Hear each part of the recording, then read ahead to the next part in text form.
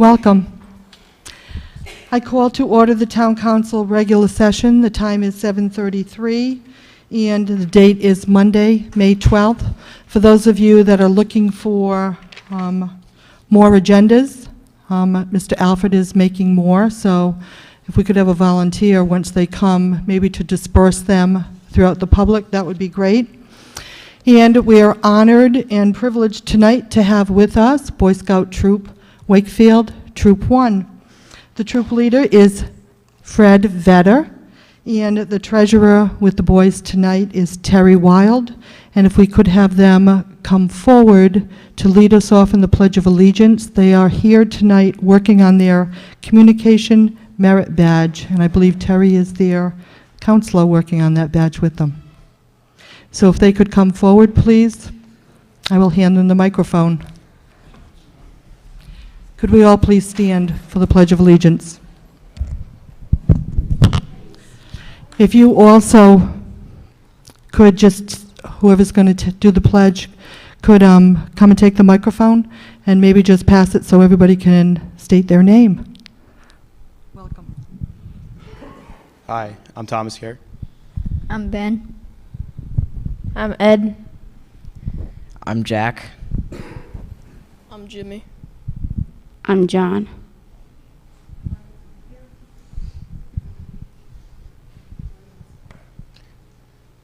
I pledge allegiance to the flag of the United States of America and to the republic for which it stands, one nation, under God, indivisible, with liberty and justice for all. Thank you. Thank you very much, and good luck on that merit badge.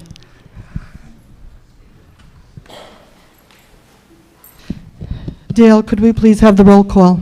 Council President Whaley. Here. Council Vice President McAtee. Here. Councilman Donnelly. Here. Councilwoman Healy. Here. Councilman O'Neill. Here. All members present. Thank you, Dale. We have the approval of the minutes of previous meetings. We have the work session of April 28th, 2014. I move approval of those minutes. Second. We have motion and second. All in favor? Aye. Opposed, abstention, motion carries. We also have the regular session of April 28th, 2014. I move approval of those minutes. Motion and second. All in favor? Aye. Aye. Motion carries. Would any council like anything removed from the consent agenda?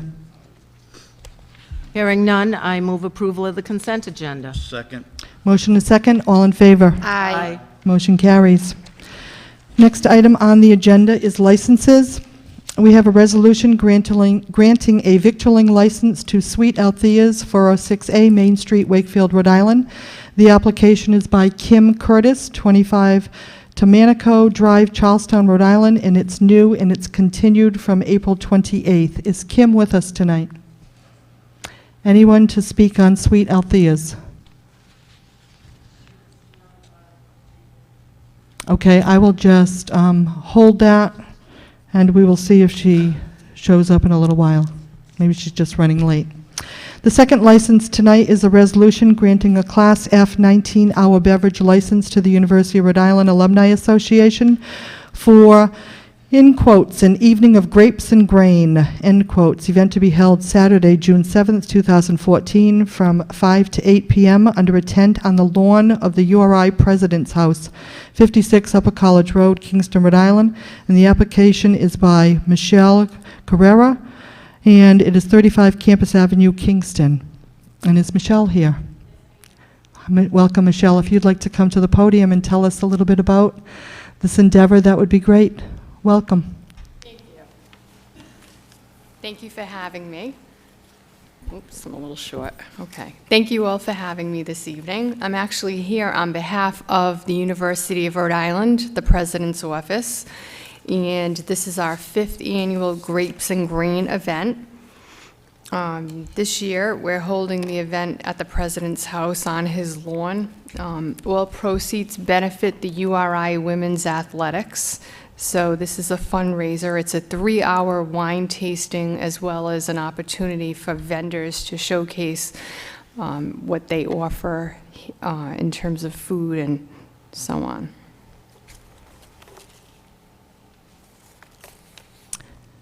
Okay, are there any questions here at the town council table?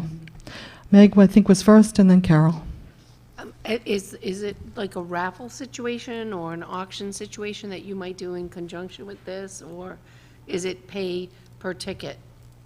Yes, good question. It is $100 per ticket, and proceeds will go to the URI women's athletics.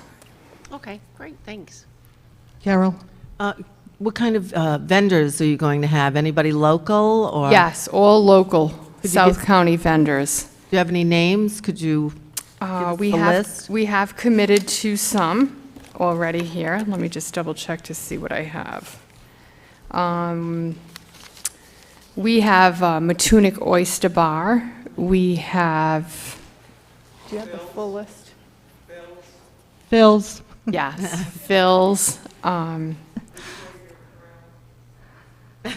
Yeah, Breachway Grill. All local vendors. Approximately 10 of them. Oh, nice. It's important that you support local vendors, and we as a council appreciate the fact that that will be happening, so kudos on that, because that's important to all of us. Yes, we agree. Thank you. Thank you, Michelle. Other questions here at the table? Mr. O'Neill? Yeah, how about the Sons of Liberty? You know, we haven't approached them yet, and the event is not until June 7th, so we could definitely follow up to see if they're interested. Wonderful young company right in the Peacedale Mill. Yes. Great idea. Okay, thank you. Any further questions? Could we have a motion, please? I move approval of new license B. Motion and a second. Any further discussion? Ready to vote? All in favor? Aye. Opposed, abstention, motion carries. Michelle, we wish you the best of luck. Thank Please you bring it- very much, all of you. Don't forget, it's June 7th, in case you want to come. All right, send us an invitation, we'll be there. I will, I'll leave one with you. Thank you. Okay, I'm going to ask one more time if anyone is here to represent Sweet Althea's. Seeing none. Dale, should we just move it forward to the next? And if she does come, then we'll come back and we'll hear it. Okay, I don't think we need a motion, do we? No. Okay. Next item on the agenda is communications. We have a resolution adopted April 15th, 2014 by the South Kingstown School Committee relative to the teacher evaluation system is received, placed on file, and the town council further directs. We discussed this at the work session, and I move that we support the South Kingstown School Committee in their resolution relative to teacher evaluation. I'd just like to further comment that the school committee respectfully requests that the Board of Education require the Rhode Island Department of Education to support a cyclical model of the teacher evaluation system in which the evaluation of a highly effective teacher is not to exceed every 3 years, and that district evaluation committees locally determine ways in which highly effective teachers serve as cooperating teachers for student teachers, as mentors for novice teachers, and as instructional coaches to demonstrate innovative instructional techniques for their colleagues during their off-evaluation years. I think this is a great idea, and I suggest that we support our school committee in this motion. I second that. Motion and a second. I support this. I think this is a good move for our educational system, so. Ready to vote? All in favor? Aye. Opposed, abstention, motion carries. Next communication item is C. This is a communication dated May 6 from Abel Collins, Program Manager of the Sierra Club's Rhode Island chapter, providing a draft resolution calling for state action on climate change is received, placed on file, and the town council further directs. And I know Abel is here, so if he would like to come forward. Welcome. Thank you, Madam President, members of the committee, or council, sorry. So this resolution is in support of statewide climate action. There are bills in both the House and Senate. And before I start into that, I'm not just rising here in relation to the Sierra Club. I'm also a resident of South Kingstown, so I really hope that you'll be able to take action on this resolution tonight. So back to what I was saying. There's a bill in the Senate and in the House. Both are comprehensive climate legislation bills calling on the state to address climate change through mitigation by reducing our carbon emissions on the one hand, but also through adaptation. So really making our communities more prepared for sea level rise, increasing flooding events, greater droughts. You've all heard all these things before as you've been through the CRMC beach stamp process, no doubt. It would be a timely thing to pass this resolution tonight. The governor just released his executive climate change council's report last week, calling on basically what this resolution calls for, really comprehensively addressing climate change through both mitigation and adaptation. I think municipalities are really the crux of this issue, because this is where the rubber is going to meet the road. Our planning for 25 years in the future, when sea levels are going to be, 2 to 3 feet higher, is going to be critical. And we don't want each municipality having to develop its own specific policy and generating a patchwork of policies that businesses find it hard to navigate around. So this isn't necessarily an environmental resolution, although it touches on a very important environmental issue. I tend to think of it as a global issue, something that affects our economy, our politics, our society. So, for instance, we've already gotten a lot of business support behind this bill. Businesses like the Matunic Oyster Bar or All That Matters on Main Street have signed a business support letter. We've got the politicians, Gina Raimondo, Angel Tavares have both said they support resilient legislation. Clay Pell has said the same thing. He wants to keep the Executive Climate Change Council around for the long term. So we're seeing support all around. North Kingstown just passed a similar resolution a week ago. Bristol's set to pass one on Wednesday. Providence, many communities are going to be passing this resolution as we go forward. The Senate itself is going to be hearing their version of the statewide climate bill this Wednesday. So another reason, hopefully, that this could be passed this week, so we can go up there and tell them that South Kingstown wants this passed. Senator Cisnowski is a co-sponsor on the Senate bill. Representative Donna Walsh is a co-sponsor on the House bill. So I think it's something that the local people at the General Assembly do care about, and they'd love your support in helping to get this legislation passed. Thank you. Thank Any you, questions? Abel. Sure. Are there any questions for Abel? Carol? Abel, do you have a copy of the resolution that was passed in North Kingstown? Is it exactly the one that you placed in, that you sent us in your packet? It's not the same. We've tried to tailor the resolutions to the individual communities so they're more specific. And the North Kingstown Town Council actually did amend the resolution that I had provided for them to cut out the specific targets. I'm open to such amendments, certainly. What was the specific target that you're referring to? So the targets mentioned in the resolution are for 25% reductions in greenhouse gas emissions by 2025. So it's paragraph number 2 on the therefore be it resolved, right? I'm looking right at your Correct, yes. paperwork. And so, yeah, the way North Kingstown amended it was just to take out all the numbers, and to say that we call on the General Assembly to enact legislation to reduce greenhouse gas emissions in a feasible and implementable way. So you could just end it really at gas emissions, because as far as how we meet those goals, I don't know enough about this, quite frankly. And I mean, I've read what you've sent us, but to look out to 2050 is a bit of a distance. Certainly, and the legislation itself does not lay out those specific plans. It charges with in separate cases, the Department of Environmental Management for conducting an inventory of where our greenhouse gas emissions are coming from in the first part, and the second part is to develop strategies for reducing them for each sector. So it'll look at the transportation sector, find that public transit is probably a wise investment and make that recommendation to the General Assembly. I should note that, you know, those numbers are not mandates. They're goals that DEM is set to identify and to flesh out. The other thing I was going to ask you, has there been any cost analysis done with this, or is there a cost analysis portion of? They've asked House fiscal staff for, you know, a fiscal note. From what I've heard, there's no, you know, there's no money attached to this bill. I think ideally this bill, if it was as good as it could be, would involve staffing at DEM or the Department of Administration to really keep the process going the way it has been going. But that's not in the bill. Meg?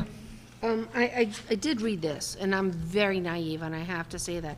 I was looking at the cost, about $125.9 million. But the biggest question I do have on this is that I'm looking at the percentages of gas reductions.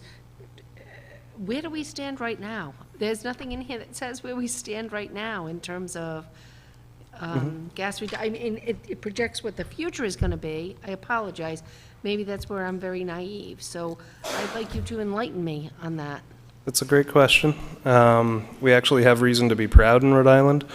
We're already 10% below the levels of 1990 in terms of our consumption of greenhouse gases. So we're on pace to be about 15% below 1990 in 2020, with or without, you know, passing this bill. So that's a good thing. You know, we're actually first in the Northeast in terms of total carbon emissions per capita. That's because we're a small state. We don't have to travel that far to get to where we want to go. So a lot of that has to do with our transportation sector. So these goals that are laid out here, 25%, 85% by 2050, are achievable, and they're right in line with what other states have passed. Massachusetts and Connecticut have already established similar standards in their Climate Solutions Acts. They passed those about 6 years ago. Thank you. I appreciate your taking the time to enlighten me, because I was not quite certain on that, but thank you. Abel, I just want to let you know, it hasn't been mentioned yet, that the conversation that revolved here in our work session was that we really would like to get input from our Conservation Commission, who really, you know, are the experts here in the town. We absolutely do endorse, you know, what this bill is all about. We did ask in the work session when was their next meeting, and their next meeting is June 1st. It was also stated in the work session that it has been placed on hold, we believe, in the House and the Senate, so correct us if that's incorrect, for further study. And we really would like more teeth to have our Conservation Commission weigh in on it. So that if we did vote for that tonight, it would mean that it would probably come back to us on June 9th, which the conversation here at the table during the work session was that still would be enough time, but it would give us some more teeth to move it forward. So I'd like your response to that. Sure. It was held in the House, but it hasn't yet had its hearing in the Senate. Like I said, that's on Wednesday. That I think is the main reason for you to consider taking action tonight. I think it's been well vetted by, you know, the Executive Climate Council, as well as our own personal representative and senator, in terms of them co-signing the legislation. But I also understand if you want to send it to the Conservation Commission, I look forward to talking to them, presenting to them, and doing that. You know, my concern is that June 9th is getting close to when they tell us they want to get out of the State House. Of course, they never actually do. But I worry because they always talk that way. And Steve, does the Conservation Commission ever, you know, hold a special meeting to take a peek on this to move it forward? Or the other option that the town council would have is if we sent a letter in support of, you know, reduction of greenhouse gas reduction, you know, and letting them know what our actions are, And then, but Steve, please. Normally, they would not have any special meetings, but I think there's a broader question here, because the resolution, as drafted, really deals with a support by the council for issues involving reduction in greenhouse gas emissions. The two bills that Abel's talking about are in conflict with one another at this point in terms of the targets. So if you're asking for a resolution that says the town of South Kingstown is supportive of the efforts that are necessary for what's going to occur with climate change, that's different than if you're asking for support on two specific pieces of legislation. The legislation that you provided in the packet for the House bill, I think the sub-A has been submitted, which is now 45 pages long, or 24 pages long, versus the 14 pages that you submitted to me last week. So I'm concerned that if what you're asking for is a resolution that says we're supportive of these efforts, are you asking, I don't see anywhere in that resolution where you're asking for support of the Senate Bill 2952 or House Bill 7904, or am I missing something on that? Right, so we wrote these resolutions before the Senate bill had been introduced. So like I said, I will definitely entertain amendments to this resolution to make the specific targets, just honestly get rid of them, because I do think it's important to support both pieces of legislation, and I recognize that conflict, yes. The two bills are not companion bills. I think it's important to note that the two bills do separate things.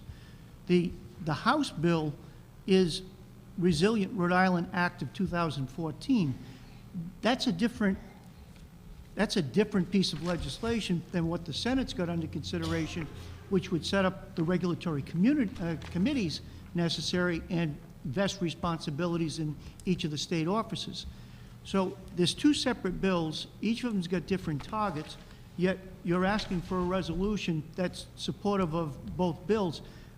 I think that that's what we wanted to see vetted with the Conservation Commission, of what specifically you're asking for, because I don't think anybody's going to object to the whereases.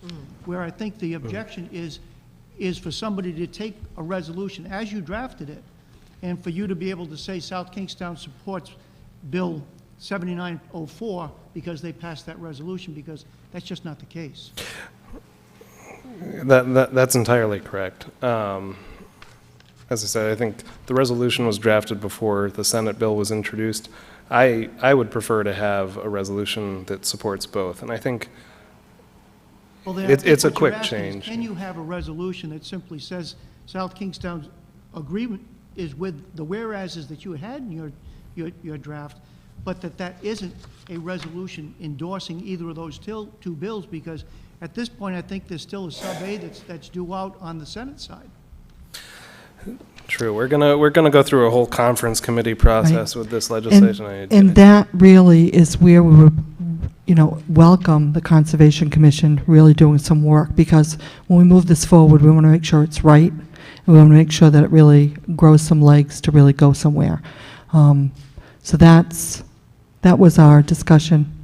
Sure. I totally understand. Yeah. Carol? I also think, Abel, that when we send these resolutions, when we decide here as town council votes to adopt a resolution, we send it to the State House, the Senate, and the House of Representatives, they want to know what it is exactly we're supporting. And I think we have more teeth when we say, okay, it's this exact bill written this way, or that exact bill written that way, rather than just we're, overall, we want to go along with the project. If we're more specific, I think we have more impact. So that's been our, I think that's been our experience here with sending resolutions to the legislature.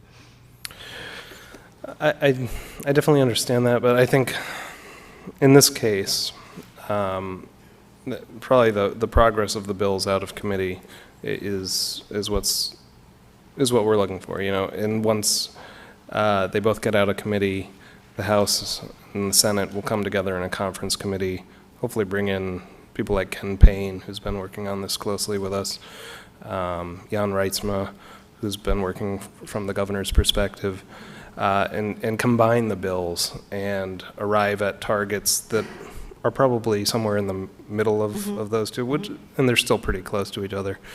And this resolution would push that process to happen, is the way that I would see it. So I think if somebody could frame some type of a motion, and, you know, the town council, if they'd like to decide, do we send a letter, you know, to the General Assembly saying that, you know, we're sending this to our Conservation Commission and we're looking forward to, you know, further making recommendations, or what's the pleasure? Somebody want to make a motion, get something out there? Well, I just want to ask one more question, if you don't mind, Ella. Will any of this require more regulation for the waterfront property owners? Is that what are we talking about that in all of these, in these bills? It's not specified in the bill. What it specifies is that the state's going to have to work with municipalities to conduct vulnerability assessments, see what is most at risk in terms of our assets, whether they're public assets or you know, business or commercial or individual, so that we can make better plans for protecting those. You know, the quote that I've been using to push this legislation throughout Rhode Island has been a Ben Franklin quote. You know, by failing to prepare, we're preparing to fail. This is the Boy Scout motto: be prepared. And I think it's time. I think I have good feelings about this legislation. If you need to wait to hear from the Conservation Commission, I'm willing and ready to help in that process. Well, I'm ready to move forward tonight with some of the information captured here in the whereases, sending a letter to our legislators, you know, that we are definitely in support of, you know, endorsing some reduction in the greenhouse gases, and that the Conservation Commission will be looking forward and further studying the two bills. So I would like to move something forward tonight. So if you want to take that as a motion, does anybody have a second? I would second that. I just want to ask one more thing. So that would help you if we were more, if we just passed something general tonight and then we get more specific at a later date? Would Yes. that be helpful to you? What about, I think so, yes. Perfect. Okay. we have motion and second. Mr. O'Neill? Abel, you heard some of our difficulties here, two different initiatives, General Assembly. Fiscal costs, you mentioned Connecticut and Massachusetts. How are they paying for their efforts? So, as far as I know, there was no fiscal note attached to their bills either. I will say that this serves as the framework for state action in terms of energy policy. So in Massachusetts, since they've passed their law, they've also passed the incentives for renewable energy, which have been a boon to Massachusetts. They have 35,000 jobs installing renewable energy systems in Rhode Island, or in Massachusetts. We have 375. That's 1,000% difference. That's actually probably the difference in our employment rates between Massachusetts and Rhode Island. So, you know, again, I don't see this as a burdensome regulation bill. This is a bill that lays the framework for transitioning to a clean energy economy, especially when Rhode Island has no fossil fuel resources at all to exploit. So this is forward-looking and going to be good for business, good for municipalities, good for the state. I'm looking forward to getting it passed. I don't think anyone disagrees with the objective here. I think we're all trying to figure out where the costs may fall. Will builders and private landowners pay it? So far, it sounds like Rhode Island is ahead of the curve. It sounds like we're going in the right direction. Maybe we don't need to add to the cost. But I had a question for you. I've talked with Senator Whitehouse a few times, and the president has put together his NCA, the National Climate Assessment. And where do you differ from that? It seems to me that that's the horse that we should be riding here, but how do these initiatives and what the General Assembly is doing is differ from what White House and President Obama are doing? I'm glad you raised that. Senator Whitehouse has said that he supports this legislation, for one thing. But relying on the federal government to take action on climate at this point is unfortunately unrealistic. The National Climate Assessment underlined the necessity for taking action at the local level, the state level, and every level, honestly. Not just the National Climate Assessment, but the Intergovernmental Panel on Climate Change, which released its report about a month ago, its fifth assessment. The warnings are quite dire at this point, and we've failed to take action time and time again. And really, the biggest reason is just because there's been a very well-funded disinformation campaign. Couldn't agree with you more. I just think sometimes that with so many different municipalities, states coming in with different ideas, amendment to this, amendment to that, somehow or another, we've really got to pick the team to ride. And it seems, according to Senator Whitehouse, boy, they've got, the number of corporations are in the tens of thousands, municipalities, states coming on board, nations coming on board. It just seems that we need to make it as simple as possible, but as powerful as possible. So, anyway, we're all working towards the right direction here. Yeah, I agree. Certainly, the higher level we can get this done, the better. I think we'll help Senator Whitehouse's efforts by passing this bill, by passing this resolution a step at a time.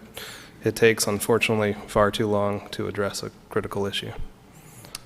Okay, we have motion, and Dale, do you have all that in the motion? Thank you. We have motion and second. Further discussion? Carol? What are we taking out of this? Are we just taking out paragraph 2 of the therefore be it resolved? I think the letter is going to capture some of the whereas. Right. Oh. Capturing some of the whereas.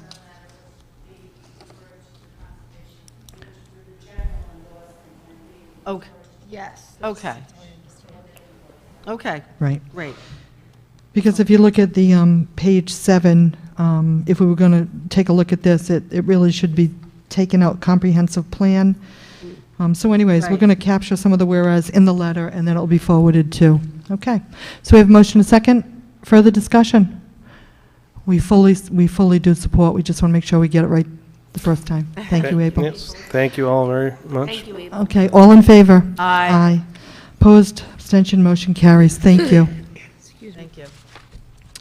Next item on the agenda is Communication D. This is a resolution adopted May 5th, 2014 by the Barrington Town Council in support of efforts to discourage texting while driving is received, placed on file, and the Town Council further directs. We discussed this at the work session, and we all agree that we certainly want to discourage texting while driving. As a matter of fact, it is against the law. But we decided to place it on file. Second? We strongly suggest that everyone in the whole state of Rhode Island Not text. do not text and drive. With that said, all in favor? Aye. Opposed, abstention, motion carries. Next item on the agenda is comments from interested citizens. And before we get into the comments from interested citizens, for those of you who may be newcomers to the town chambers, I just want to read that members of the public shall be entitled to speak at regular meetings during any period designated on the agenda for public comment, once for a period of 5 minutes or longer at the discretion of the president, and at other times when invited to do so by the president. The public shall address their comments to the question and debate as indicated on the agenda pursuant to the Rhode Island General Laws 42-46-6B.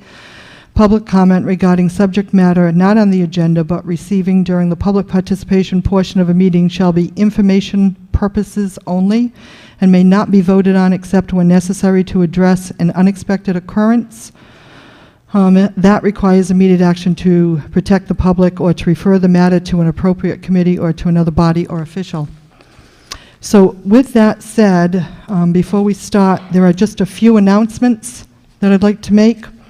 One is we have received from the Rhode Island Department of Motor Vehicles that they're going to hold a press announcement with the governor's office here in the town chambers on June 2nd at 1:30. And they're going to open up the DMV, and we're going to be having driving lessons, driving test back here in Wakefield. So this is a wonderful opportunity. Woo-hoo. That's a good one. That's a good. I also want to make the announcement that there is a 12th Annual Washington County Coalition for Children. It is a children's issues forum, and it is Thursday, May 29th, and it is at the Village Inn. I have left a copy at the Town Council places tonight. It's at the Village Inn in Narragansett, and the breakfast meeting is from 8 to 10:30. Just want to let people know that the Washington County Coalition for Children supports children. Indeed, they are an organization that is absolutely fabulous and helps all the children in the state of Rhode Island. I believe the cost of this breakfast is $30, and if you're a member, it's $20. So for those of you that like to mark your calendars for that.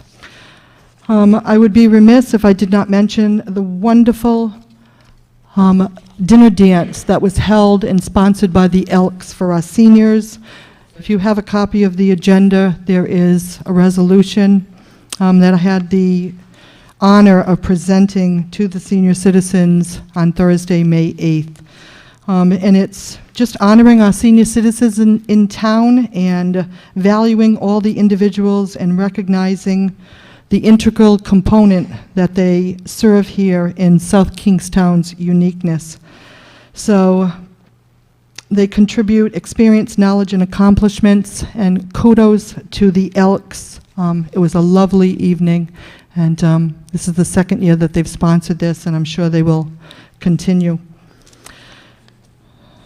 The other thing that I just want to briefly mention is that there's going to be a breakfast at Camden's on Memorial Day. It is from 7 to 9:30. Under 3 is free, and it is going to be proceeds after the food is paid for. 100% of the proceeds are going to Camp Corral, and this is in honor, this breakfast is going to be in honor of Cheryl Barbera, who is a Gold Star daughter here in South Kingstown.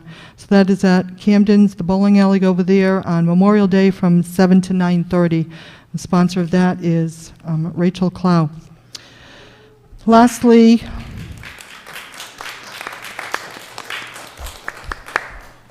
there's an invitation here at the table from Newport. There is an opening reception. It's Newport celebrating their 375th anniversary on Saturday, May 24th. So there are a lot of festivities going on over in Newport, May 24th. Did I miss anything? The Welcome House painting. That was awesome. But that's not what I was going to say. But Yeah, you can say that. if I can just finish on that, that was absolutely Saturday. Kudos to Ken Burke, the board, the staff of Welcome House. Absolutely beautiful, and Dennis Moffett painting. All of the food that was there and all of the volunteers that stepped forward. Beautiful, beautiful building. So it was an honor and a privilege to be there on Saturday morning. Sorry. It was great. The three of us also fun. helped paint. So, No, I had tried to stay in the I showed lines. it. Meg. I only have a couple of kudos to the people that were here that did volunteer for the senior center dinner. Whoever cooked, honest and true, they were phenomenal. But I'll be remiss, and I know we all will, if we don't recognize Dale, because Dale did such a great job serving, cleaning up, helping out that night. You did a really, really good job. It was so much appreciated. It was a beautiful night. It really was for the community. Really, really nice. The last thing before I open the microphone to the public is that there was some dialogue here in the work session with a request from Mr. O'Neill to ask for new business items to allow the public to speak on the new business items. I believe it's H and I. Usually we do not allow the public to speak at new business items. And the town council will be making that recommendation when we come to that part of the agenda. But, so comments from interested citizens.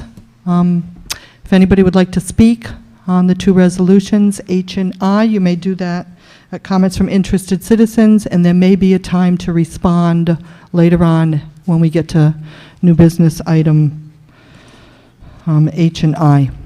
Okay, so the microphone is open. Please come forward. Renee. Welcome. Renee Snow, South Kingston resident. I was here at the last meeting when things got a little bit heated and everybody got a little bit emotional. And I am here to, and I'm kind of glad that I'm speaking first because I am here to try to prevent that from happening at this meeting.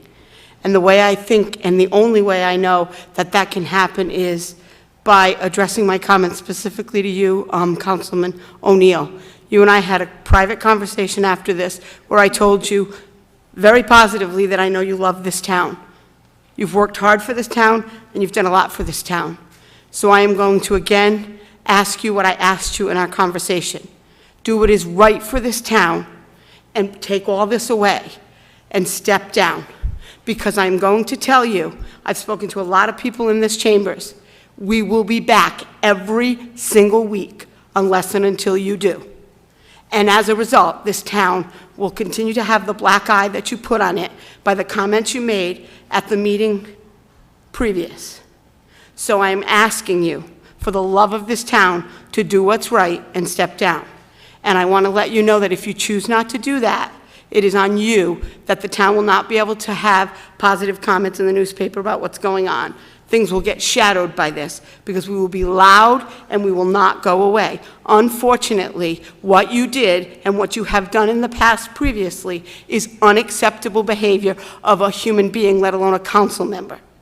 So I am asking you to do the humane, best thing for the town of South Kingston and not allow any conversation after me to need to occur because you resign effective immediately. And then I am also saying to the rest of the council members that sit on this chamber next to you, if you don't support that happening, you will not get reelected. And I will stand with a large amount of people to make sure that happens. Because we need to say that this town represents respect. Respect for all members, whether it be a council member, whether it be someone speaking from this podium. And the unfortunate events of the last 6 to 8 weeks has shown that we don't as a town. Because as a council, people were treated poorly for speaking, and as a result, somebody was threatened because of speaking. That is not what this town should represent ever. And the only way for that to stop is for Mr. O'Neill to step down. So Jim, as I spoke to you privately after the last meeting, do the right thing. Step down.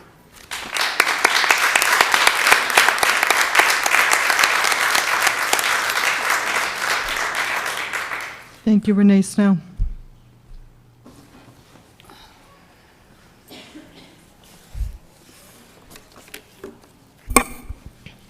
Hello, everybody. My name is Miranda Oakley.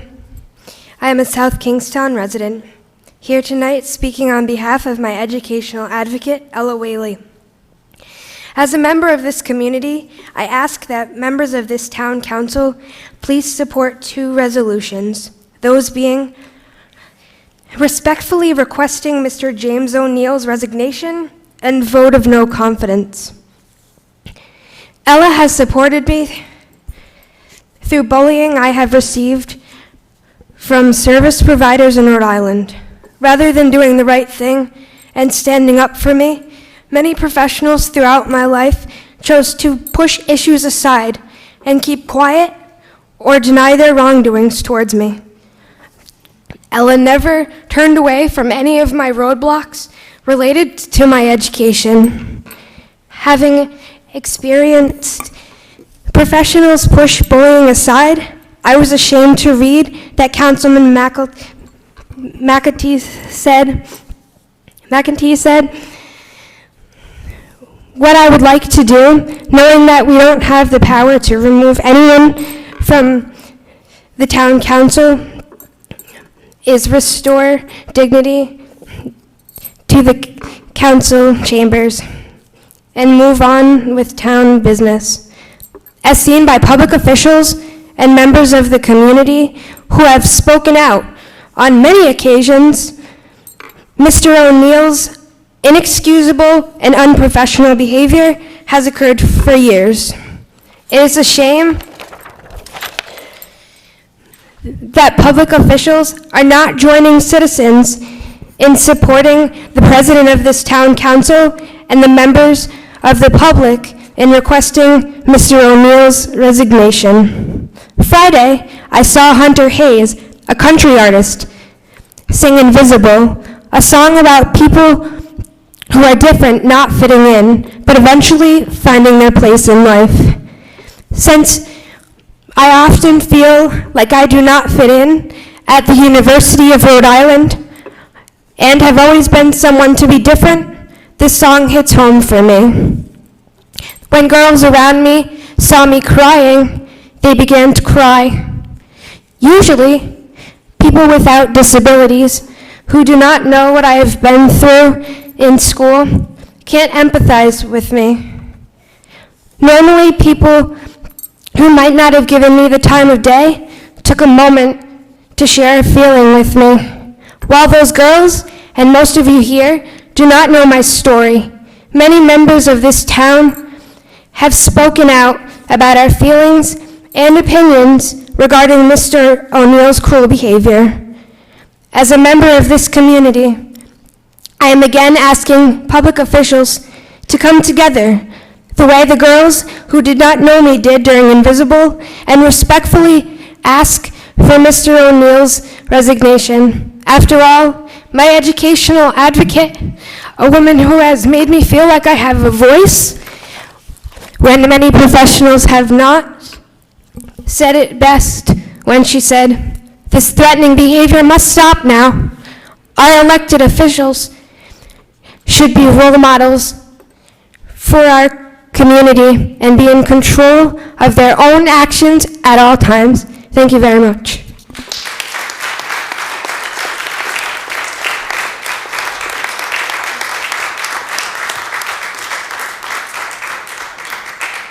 Thank you, Miranda. Please come forward. Good evening. My name is Ann Burke. I'm a retired school nurse and health teacher from the South Kingstown school system, from where I worked for 26 years. I'm also president of the Lindsay Ann Burke Memorial Fund, which I started right after my daughter Lindsay was murdered by an ex-boyfriend. I spent the majority of my career advocating for the young people in town. When I transitioned into teaching health at Curtis Corner Middle School during the second half of my career, I spent time teaching our 6th, 7th, and 8th graders about healthy relationships, about respect, about tolerance, about positive communication skills, positive conflict resolution skills. Our schools have dating violence policies. Our schools have cyberbullying policies. We have sexual harassment policies. And since the Lindsay Ann Burke Act was passed in 2007, we have dating violence policies. It's also required that all of those topics be taught through our health curriculum, especially at the secondary level. What kind of message are we sending our young people if what has occurred over the course of the last few weeks, and perhaps even months, at our government level is allowed to continue? Like it or not, anyone in public service, whether you be a teacher, a fireman, a police officer, or a government official, like it or not, we're role models. We're role models not only for the adults in town, but most importantly, for our young people. What kind of message are we sending them if we tolerate the harassment and the bullying behaviors that have gone on here? We have a zero tolerance policy in schools. There would be strict disciplinary action if our students engaged in this type of behavior. I know. I saw it happen often over the years. What would happen if this were occurring amongst the teachers in our school system? Would we condone that behavior, teacher against teacher? Or would they be removed? And rightly so. I support the resolution that's before you tonight, and I respectfully ask Mr. O'Neill to responsibly and graciously resign, if for no other reason than for the sake of our youngsters. Thank you.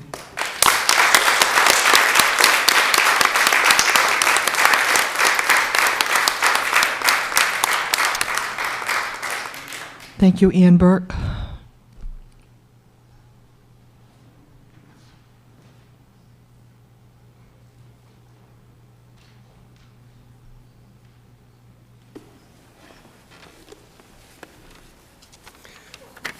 Good evening. My name is Frederick James Wilson III. I'd like to comment on this resignation request. I think this whole episode has been blown way out of proportion to what actually happened. I was away when this came about, but I have watched the tape, and the remarks that Chairman O'Neill is being beaten up over were said in a whisper to another council member, and not to any member of the audience. Mr. O'Neill was clearly upset over the treatment of Mr. Saravo by Mrs. Clow and others, because he had planned a road race on Memorial Day that the council had previously approved. The words in question were not a real threat, and certainly not a reason to try and bring charges to the South Kingstown Police. They were not bullying or attacking women as implied. This is a convenient excuse to try to remove an independent councilman who is intensely disliked by certain groups because he continually brings up inconvenient facts that embarrass them. As Winston Churchill once said, and Rahm Emanuel, Obama's former chief of staff, said, "Never let a good crisis go to waste." This is clearly a case to support that theory. Mr. O'Neill has repeatedly apologized for his remarks to the council and the newspaper, and this should end this charade. I've lived in South Kingstown for most of my 72 years and attended innumerable and covered innumerable town council meetings in Narragansett, South Kingstown, North Kingstown, and Charlestown. I have seen far worse tirades, insults, innuendos, and even fights take place at council meetings. On a scale of 1 to 10, this rate's less than a 1. I seriously doubt there is anyone in the council or anyone in attendance tonight who has not said something they later regretted. As the gospel says, that he who is without sin throw the first stone. As far as the event that precipitated this remark, the road racing is concerned, I agree with Mr. O'Neill and the council. I'm also a veteran, having served 11 years in the Marine Corps. I flew over 900 helicopter missions in Vietnam. I have a Silver Star, Distinguished Flying Cross, and 46 air medals. I seriously doubt that any of my friends who gave their lives in Vietnam would object to Mr. Saravo's charitable event. There are thousands of different events that take place throughout this country celebrating Memorial Day besides parades. What makes America great is the ability of Mr. Saravo to have the freedom to honor his child as he sees fit when he wants to. There's plenty of room for both events. Thank you. Could you just give me your name one more time, please? Frederick James Wilson III.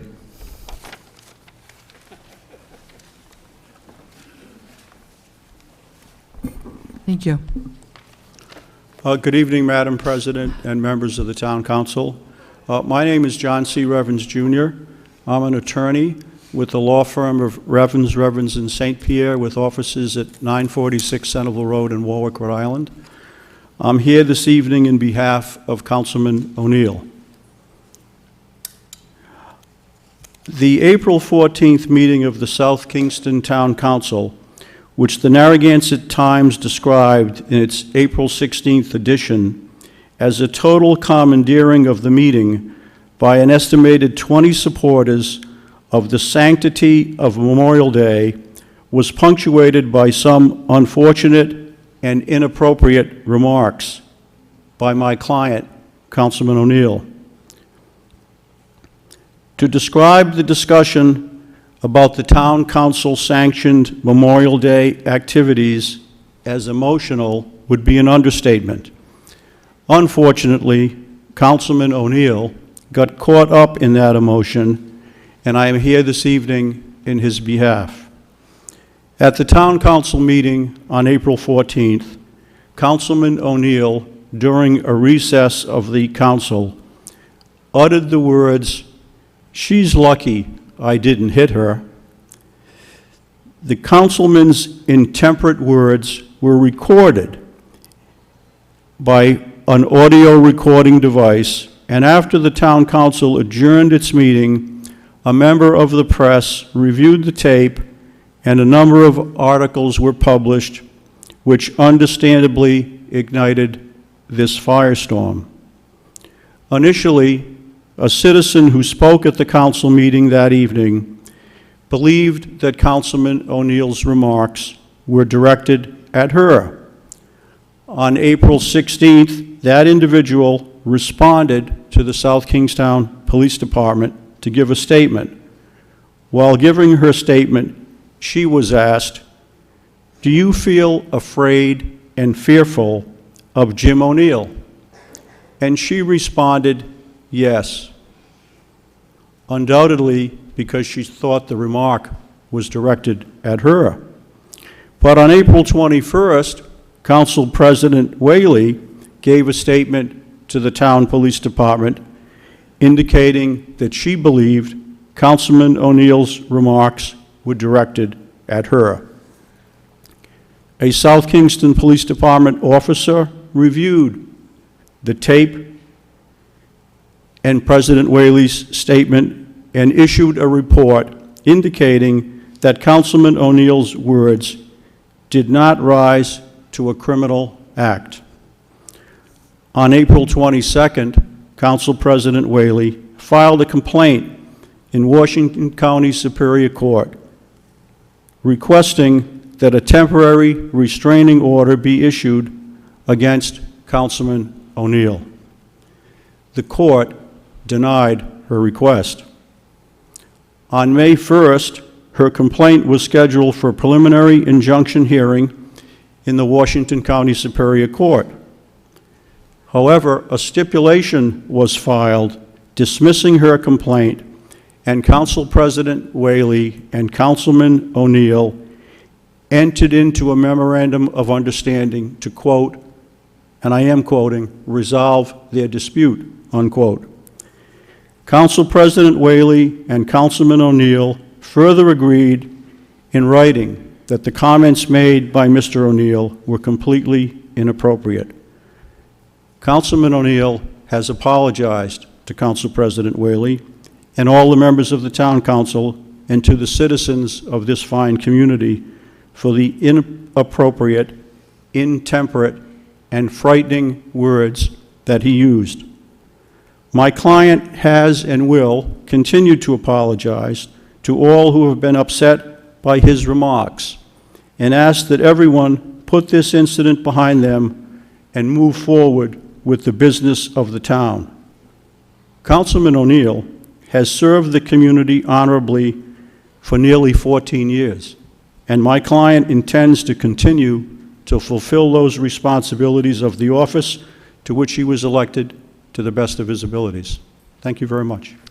Could you again state your name for the record, please? Sure. John C. Revens, Jr., Revens in St. Pierre, 946 Centerville Road, Warwick, Rhode Island. Thank you. Thank you, Madam President.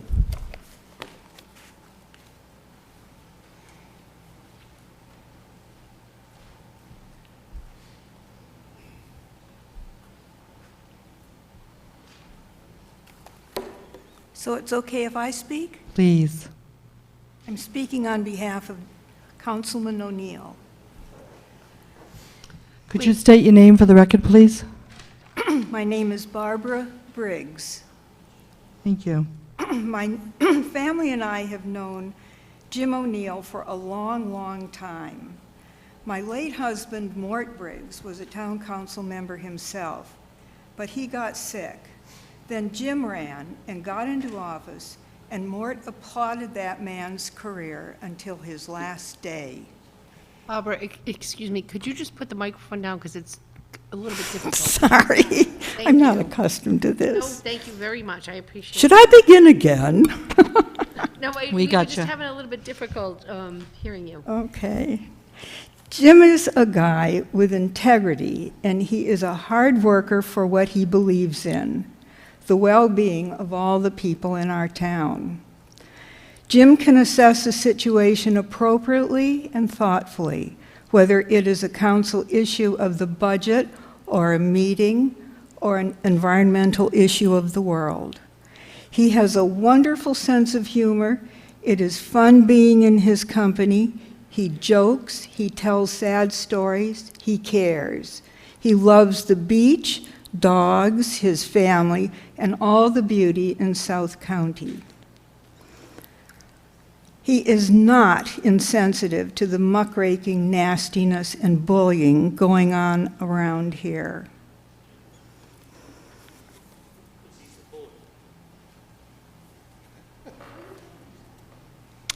We've got this woman here, and then we'll go to you, Bobby. I'm Nina Briggs, and I agree with what Barbara, my mother, just said, and I'd just like to add my own thoughts about Mr. O'Neill's character. About 4 years ago, I was at a party with a bunch of friends. I accidentally swallowed a part of a meatball, and it lodged in my throat. A couple of friends tried to help me, but I was still choking. I don't know how Jim came into the room when where this was happening, but it was a lucky break for me. He gave me the Heimlich maneuver and saved my life. Few people at the party even knew that that had happened. I sent him a card thanking him, and his response was that anyone would have done it. He didn't need any gold stars or any more thanks. He had done his job. And I believe he continues to do his job on the town council, and it's time to stop the public bickering. Could I just have your first name again, please? Nina, N-I-N-A. Thank you.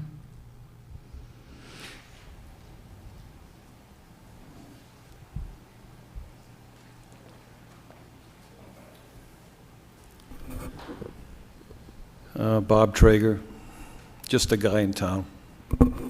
Comes to quite a few meetings, but not as many as he should. But I got a lot of company in the town. I've already mentioned this at the last time I spoke. I have been attending both of the three meetings that we're all talking about. And I don't want to say, it isn't that I want to defend anyone or down anyone's abilities, as I tried to say last time, is that it's what I have always been trying to advocate is people coming to these meetings, and when things aren't said the way they like it or they don't like what they hear, they speak up and say something. That's what I think it's all about. But I also believe that what has happened in this particular case, and I'm glad that this gentleman got up and spoke about it in a way that more eloquently than I'm probably able to do. But, you know, as I tried to say a week ago, that I believe the emotions of the people in this country right now are at an extremely acute level. And I believe that what they are upset about needs to be upset about. But I don't know if we should be a lynch mob either. And I don't like applause when people say things like, well, you should resign or whatever. I don't, that isn't the kind of meeting I'm looking for. It's not the kind of meeting I'm looking for. So if somebody on a I've been to a lot of meetings when I've seen a lot of bang, bang, back and forth with people different, not even this council, other councils. I've seen some pretty heavy tonnage go on. But as I said a second ago, and I'll say it again, that I think the emotional pitch of people right now on issues like bullying, like taking, there's so many of them that you could, I mean, you'd have to, there's a long, long list of things that people do. I think the Narragansett recent issue there with the students, which goes on for centuries, it goes on every year, but this one was a biggie, you know, but what is it though? Why don't we look at what it is? It's people that do not respect other people. They don't expect their rights and they don't care about them. And they get a little drunk and they even care less. So, I mean, what do you do? Well, it isn't, there's no magic bullet. As I said to the police chief over there, you can't solve this problem. You can go and put people in jail. It's got nothing to do with the problem. The problem is within each individual that participates in an activity that is disruptive to the community. I just wish that this is a crowd here. Look at this. I mean, how many times have I been here? The only people here, the chief of police, right, and the different administrative people in the town get up and say whatever they have to say. And will you admit there might have been 2 people at public forum many, many times. They get up and whether you like what they say or not, that is what it is all about. And that's why I continue to go to this meeting and I go to Narragansett, 2 different worlds on the same planet. Although this is more Narragansett the last couple of weeks, to some extent. Anyway, I do not believe, I guess, I didn't know how I felt. I came over here tonight. When I come, I don't know what I'm going to say. I don't have it written down. I should. I can't operate that way. It's coming into my head as I speak. But I have thought about it, and I believe we have elections. If the town doesn't like Jim O'Neill, then don't elect him. But I do not believe what he did was right, but at the same time, he didn't know the mic was open. And believe me, I listened to a couple of excerpts of what President Lyndon Johnson says in private that are recorded for the National Archives. Believe me, this is nothing compared to that. But it is something to all the people here that have spoke. I'm going to go because there's a little rumble now because they don't want to hear that. The point is, many people say many things, and they make mistakes. And what we expect from people that make mistakes, especially if they're in the public forum, is to apologize for those mistakes. And I believe it's been done. People don't think it's sincere, maybe, but I felt it was fairly sincere. And I'll just go back to one more thing. And you should give me the old, in Narragansett, they'd have the 3-minute rule. There you go. Well, They'd have the 3-minute rule, and boy, they'd tell me to sit down. But, not all the time, but they have to in Narragansett. It's the nature of the beast. But I'm going to lose my train of thought because I really want to get this out, what I was just going to say. I'm going to have to leave it, but I believe anyway that Jim has made a mistake, and I think if you want to correct this mistake in the way we do it in a democratic society, then you don't vote for him. But obviously there are still people that will vote for him. And that's interesting, isn't it? I mean, this isn't an offense that warrants this kind of dismissal of a public official. That's all. Do I like what he said? Do I like what it represents? No. But we have to be tolerant of one another. Thank you. Please come forward.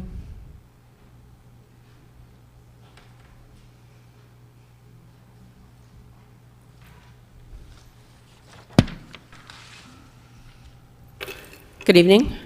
My name is Sherry Taylor, and I'm a South Kingstown resident. Pardon me if I'm a little nervous. This is only my second ever town council meeting and the first time I've ever spoken. I know we've been talking about specifically the last incident that has happened with Mr. O'Neill. And I think what we kind of forget is that this is one of many issues with Mr. O'Neill through the years. And I think this one was probably just the straw that broke the camel's back. I was under the impression that when someone runs for public office and you are elected to serve in any capacity, you are in effect taking an oath to always have this town and its interests, its best interests in mind. When personal attacks and bullish behavior are the true way that someone deals with the very people you were elected to serve, that person no longer has the citizens' interests in mind. The citizens who elected you, Mr. O'Neill, no longer need your services. You are no longer an effective part of this town council. I would be curious to know if someone acted this way in your business, how you would handle that. I can't imagine that you would keep them around for very long. This town no longer has any confidence in you or your abilities to do what is right for us. By you defiantly refusing to step down from this council, even after this town has spoken loud and clear, only one conclusion can be made, and that would be that you are only staying for your own benefit and not for ours. And that, sir, means that you have not held up to your oath. We don't need this, and we don't want this. Do what is right, Mr. O'Neill. The time is here and now that you must step down in order for this town to move forward with the important issues that need to be taken care of. That will not happen with you still on this council. We will continue to be here at every meeting until our voices, the people's voices, are heard. If you care anything about this town, you will do the right thing, sir, and step down.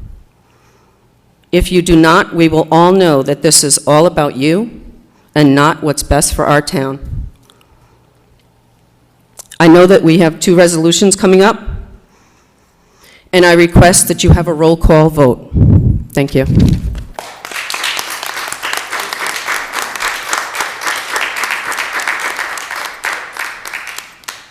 Thank you, Sherry.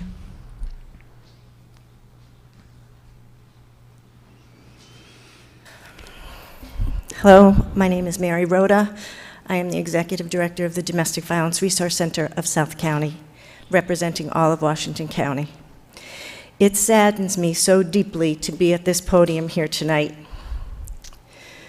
When I walked in and the interactions I saw among the council members makes me doubt the effectiveness of this council going forward as it is. I respect everything everybody said. I don't know if anybody could have said it any better than Ann Burke. Our youth is our future.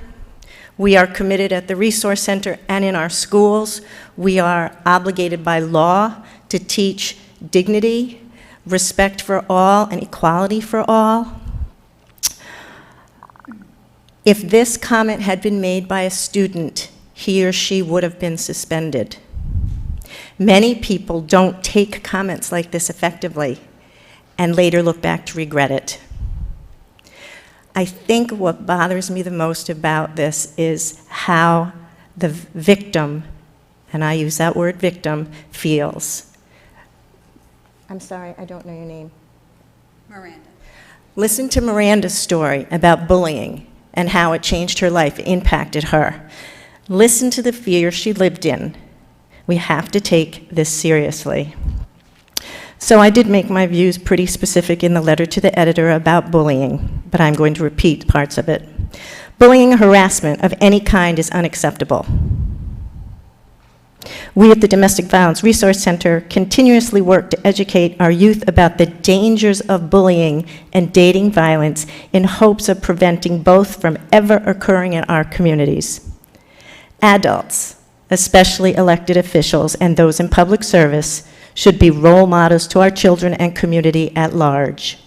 Our collective goal, public officials, parents, everybody in this community, should be to create first a community and then a Rhode Island that is free from violence. And to achieve this, we must all do our part in changing the norms that make violence acceptable. Thank you. Thank you, Mary. Thank you, Mary Rhoda. Please come forward.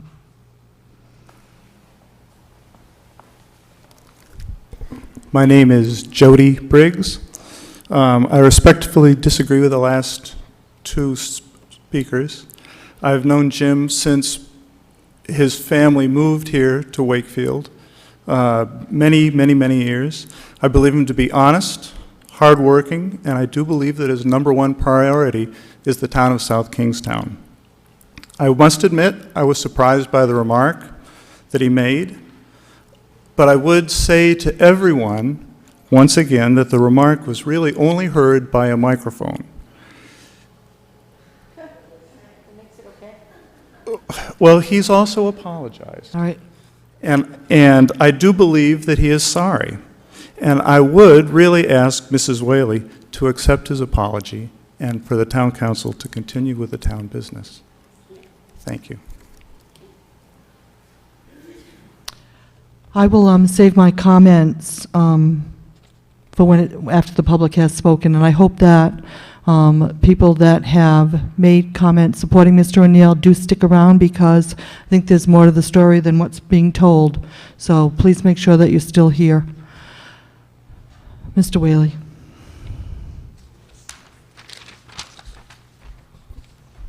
My name's H.R. Whaley.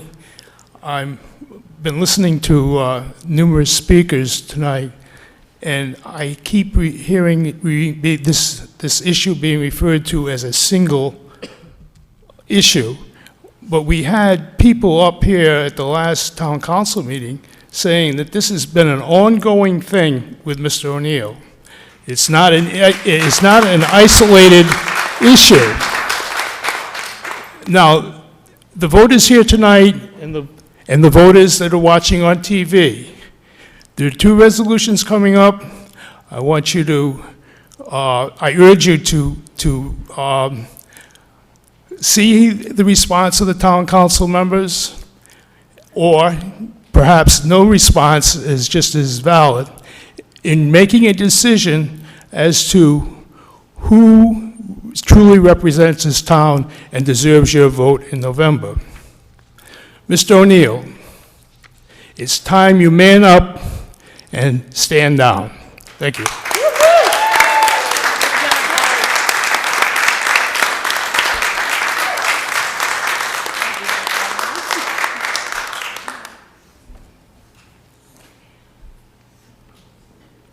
Please come forward.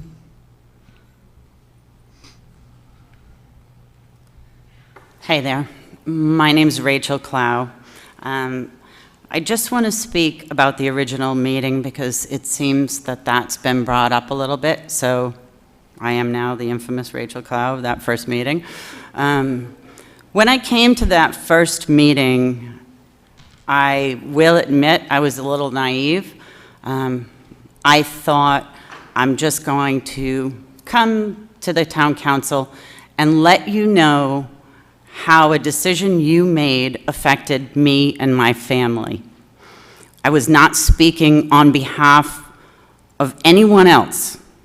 I wasn't speaking on behalf of veterans. I wasn't speaking on behalf of our dead service people. I was speaking on behalf of myself and my family. I wanted to come and just let you know how your approval of a road race not having to do with Memorial Day, on Memorial Day morning before our parade, affected us. That was my intention.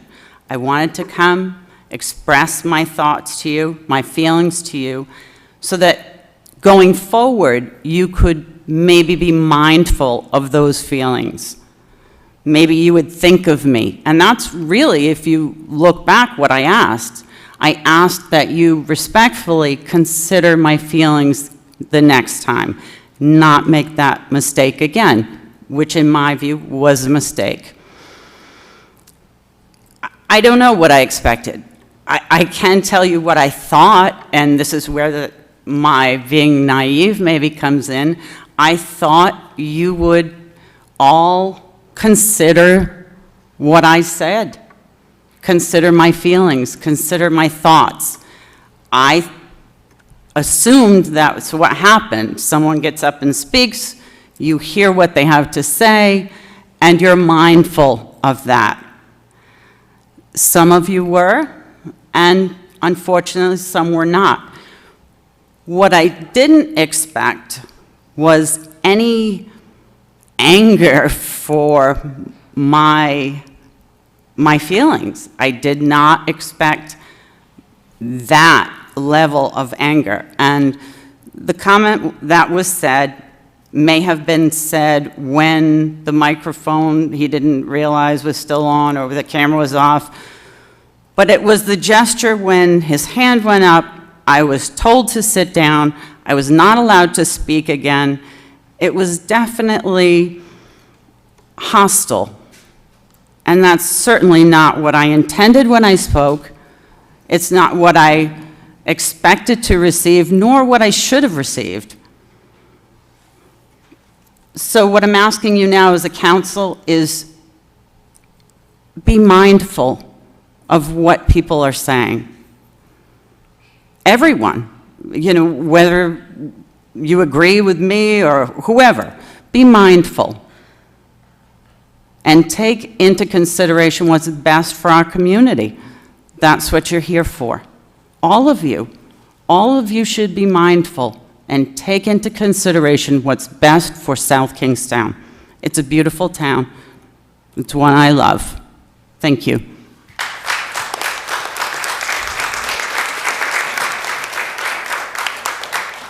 Thank you, Rachel.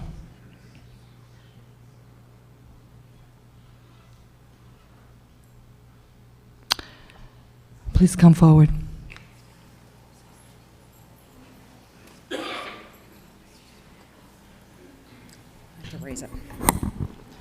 My name is Melissa Loud. I'm a resident of South Kingstown. And just a few things I've observed and noticed this evening. It was interesting that the Boy Scouts were here to listen to the basis of the meeting, or a part of it. And what are they taking home from it? I have a 13-year-old son and an 11-year-old daughter. You know, bullying is a huge issue, and we all know that. I think the eye contact throughout this meeting from the council members is interesting to watch.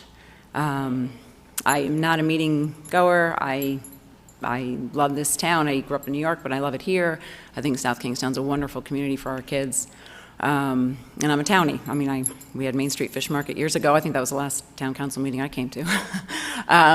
But it's great, and the people I've met there, I've known throughout, and this and that.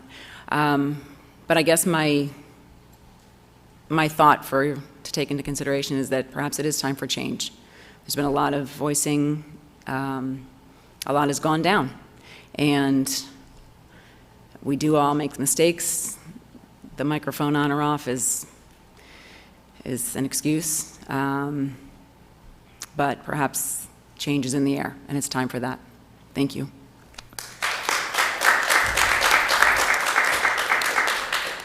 Thank you, Melissa Loud.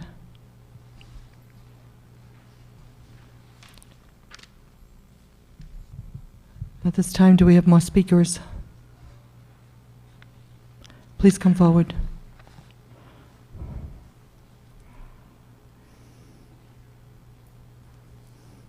My name is Geraldine Perry. I live in Kingston, and I really didn't intend to say anything tonight, but I see that in the audience behind me there are some former office holders, and I think each of them could share some insight into the pattern of behavior here. Jim, the only thing I can tell you is that on the day I saw you after that October meeting, the threshold is fear, and you scared me. And you take your role here and you bring it out into the community and you use it as a weapon. And it's just not fair to people who come here like Rachel Clow to speak on a matter and to have you disagree and then disagree some more out in public. I think it's time for you to go, Jim. I unfortunately think you should just resign and let the council move forward with the work they need to do.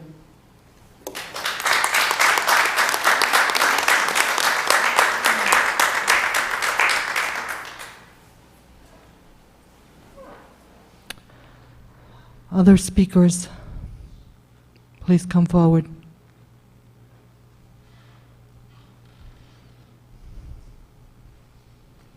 Cynthia Gleason. I also wasn't planning on speaking tonight, but since Carolyn called up previous former council people, I don't know, are there others in here? Kathy's here? Okay. I've known Jim for a long time, and I know that he's got a temper. I think we all know he's got a temper. He's had one from day one. But he keeps getting elected. And, you know, when one previous council member lost her primary, I thought to myself, ding dong, the witch is dead, but I think she's been reincarnated here on the council. And anger happens. I've been caught on microphone, off session, speaking unpleasant things, and I stepped up to the plate and I apologized. And to this day, I still think about it and I still regret it. And I'm sure that Jim is feeling the same way.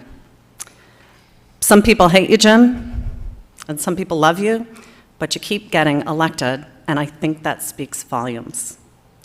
I want you 5 to know, you 2 women, I voted for you. I feel very strongly and have passion for this community, and I'm just not sure what to say here. I'm up here because Geraldine suggested previous council people get up and speak, and I think that I've read the newspapers, I've watched some clips, and I think that anger happens, and I think that this whole thing has gotten blown out of proportion, and it does not serve this community well. Thank you.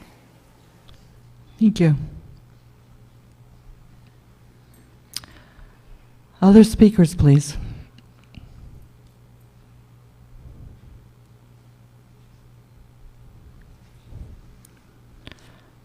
Okay, with that said, I'm going to close the public hearing unless anybody would like to come and speak. Actually, I'm going to leave it open. I'm going to ask for any comments from Town Council. Councilwoman Meg Haley. I did prepare a speech for the last meeting. I did not prepare one for tonight because I thought my thoughts and actions were put out on the table. The last speaker, I appreciate what you had to say. More poignantly than that, I'd like to point out Ann Burke, who spoke today. I remember what happened to your daughter because when that did happen, you had both of my children in your class at the high school, Kayla and Sean Healy. You took on the assignment during that horrific time with dignity and grace, and you continue to bring that plate forward in terms of bullying, roughness, and domestic abuse. I apologize bravely for what happened to your family, but I applaud you even more highly for how you handled that in this town. Truthfully, I mean that.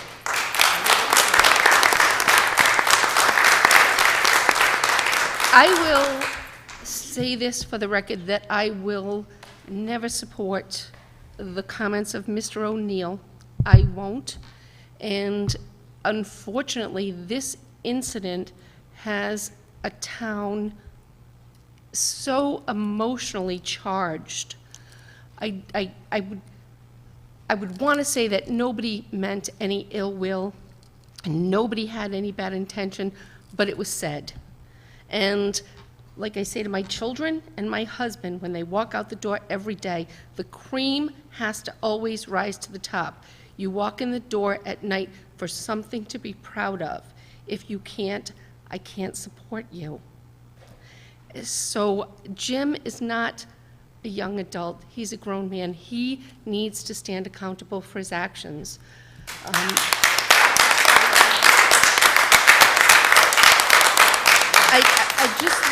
I just look at all of you and say that our role here, I want to move forward. I want this to become more positive than it is negative. Nobody wants negativity. I do want to say we need to move forward. We truthfully need to move forward. And have I done things that are stupid in my life? Guess what? I have. I'm not going to say I haven't. I'm only human. And if each and every one of you leave this room tonight, put your head on a pillow, close your eyes and say, I've never done anything wrong in my life. God bless you, walk on water, because I'm only human too. I do not support Jim's action. I will not support what Jim said, but I want us to move forward. This is what we're sitting here to do. Are we always perfect? We're not. We don't always make the best decisions. I can honestly tell you, we try to, but we're only human too. We're here to represent you. And, you know, I want to do the right thing. And that's how I sit here. I guess that's all I have to say at this point. Thank you, Meg. Any other comments from town council members? I just want to state that some of the speakers tonight, being the one that the comment was directed to, really do not have the whole story. People that have reached out to me in this community, and I think the count is approximately 16 women and 5 men. I hold myself accountable for my actions. I'm a retired school teacher for 34 years. I think I've been a role model in this community and for the children. And I've taught children for 34 years to stand up to a bully. This is not an isolated incident. It has gone on for years, and we're now holding him accountable, which should have been done a long time ago.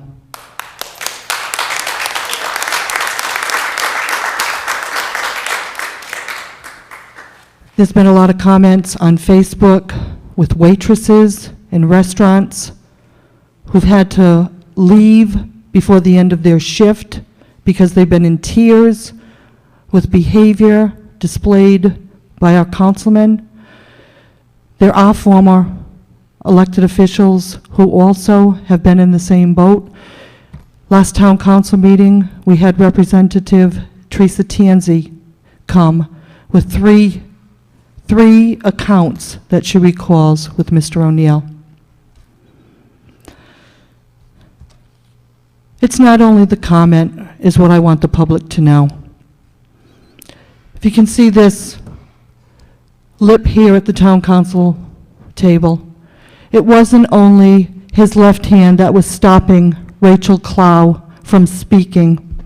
It was 3 karate chops in my direction, which was protected by here, very close. Was I in fear? Absolutely.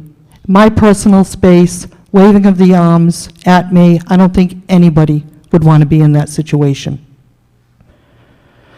Also another meeting where Mr. O'Neill walked out, and it was at the time when Carol Hagan McEntee made a motion to reappoint someone to the zoning board, I believe. I got from Mr. O'Neill a whole bunch of papers in my personal space, waving them. Not appropriate. Bullying behavior. threatening behavior, whether the mic was on or not, I hold myself accountable. Mic or no mic. What I say in my home, what I say out in public, I hold myself accountable. And I think that's what the town of South Kingstown deserves. We have 2 resolutions tonight at the table. We had a discussion in our work session with changing some of the verbiage in the town resolutions. One asking for the vote of no confidence, one asking for letter of resignation. It's not an isolated incident. Was I in fear? The tape that was sent to one of the local papers, the hatred and the anger in the voice, I think you'd be in fear as well. Not an isolated incident. I'm hoping that this town council sends the message, this behavior, South Kingstown deserves better, and it must stop now.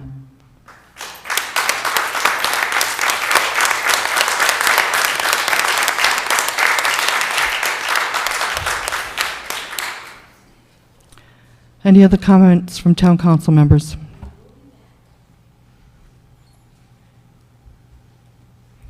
With that said, I'm still not sure if this town council chooses to have public input when we get to the new business items H and I.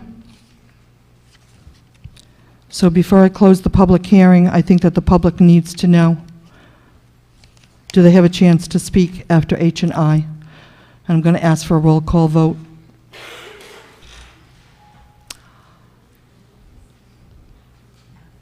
After What? or And I guess I'm going to ask the public just to have a show of hands. After we reach H and I, did the public want to respond again? If there is a show of hands, could you please raise your hands? May I ask what protocol is? No, you can just wait 1 second, please. Could I just see a show of hands at other people that would like to speak? Okay, we have probably 4 or 5, 6.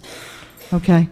I beg your pardon? Forgive my not being able to recall what the protocol is for new resolutions. Is there typically an opportunity for comment? No. Okay, New thanks. business item, we usually do not take any public comment, but it has been requested by Mr. O'Neill. I asked why in the public work session, and he said that there was someone who wanted to come and speak on his behalf and may not be able to make it. So we decided as a town council that we would maybe take some public input after the new business items, but this would be a change in our town procedures. So, before we close the public hearing, I want the town council to let the public know. Are we going to seek more public input after the new business items, H and I? yes, if people want to speak, let them speak. Okay. I'm in agreement, Councilwoman, That's fine with me. okay? I would ordinarily say that that would be the best way, but it seems like we've heard, almost everybody has spoken. So I think we have 3 town council members that vote yes. Mr. O'Neill? Okay. So we have 3 people. He did request it. We have 3 town council members, and I know it's not an official vote. It's a straw vote. We will allow for, Once the vote's taken, it doesn't matter. No, he doesn't want it. right, so we have 2 that do not want it, even though you requested it, Mr. O'Neill, and we have 3 people that do want it. So, the town, comments from interested citizens will continue after we vote on new business item H and I. With that said, I'm going to move on to, does anyone want to come to the microphone and speak now? Okay. My name is Michael Foley, and I live in Kingston. And I guess I just want to know, will there be a roll call vote, yes or no? Yes, there will be. Well, and are we going to hear from the other 2 town council members that haven't said anything tonight? Okay, thank you. And could I just have your name, please? Michael Foley. Thank you, Michael.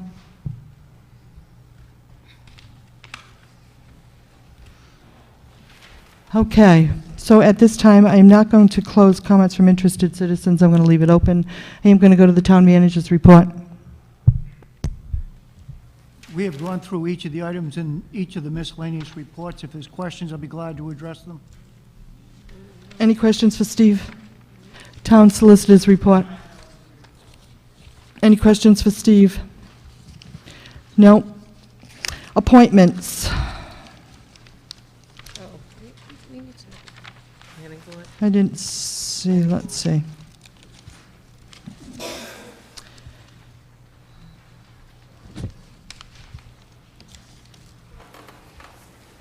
Planning Board, we have letters from 3 for the appointment that have responded they're interested.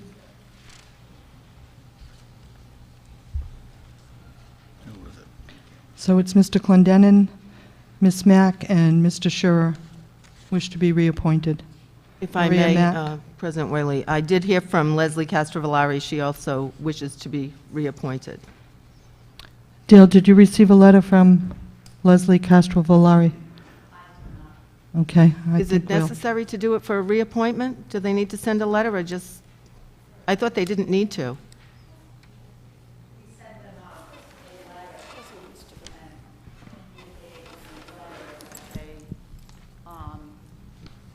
Tell us in writing whether or not they want to be reappointed, yes. Okay.